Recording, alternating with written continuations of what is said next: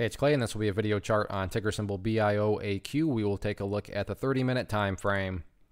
Real quick, what do I mean by 30-minute in case maybe you're new to charts? Instead of each one of these candlesticks here representing 1 day's worth of price action, which is what you would normally see, each one represents 30 minutes. So while this here may look like several days worth of time, it's actually today's price action broken down into 30-minute time slices.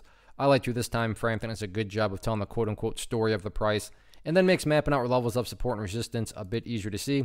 I've done this analysis several times, although it's been a few days since the last update I've done, but that's where these red and green lines are coming from, and they definitely play into what's going on right now. First, I'm going to do a little house cleaning, just get rid of that line down there. Sure, it still pertains to the chart, it's just not relevant, and from a presentation standpoint, I don't want to risk causing confusion because there's clutter with lines everywhere you look. So let's just try to keep this as clean as possible.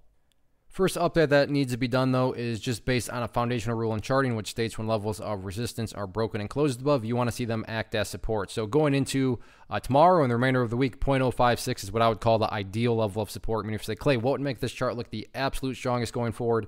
That would certainly be staying up above 0.056. Don't get me wrong, though, if the price falls below it, I'm not saying the entire chart's ruined or anything like that. But yeah, if the price can manage to stay up above that level, that would certainly be a huge, sign of power on the bull's part. Taking a step back, looking at things from more so a big picture point of view, that's where this purple line here comes into play, the 50-period simple moving average, which you can now see is starting to slope upwards. And as the name implies, that line is going to continue to slope upwards and move itself higher and higher. So if you just want a very straightforward way to gauge the health of the move, this right here being defined as quote-unquote the move, just watch that purple line. As long as the price can stay above that line, as the line itself moves higher and higher, then the bulls are in full control, full power, of this current price movement right now. Again, yeah, staying above 0.056 would be great, but as long as the price stays above that purple line, then from the overall perspective, the bulls 100% own the chart.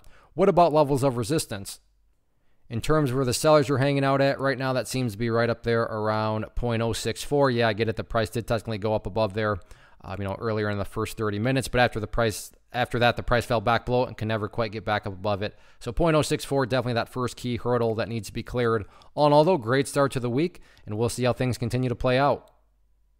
One of the biggest questions that I get is, hey Clay, how do you find the stocks that you trade? So what I've done is put together a free resource guide where I talk about the tools that I use to locate stocks that I find interesting and think may have potential. So if that sounds like something that could add value to you as a trader, then click on the image that is up on the screen right now and I will email you the guide. The guide itself is very short and to the point, and best part, it's completely free.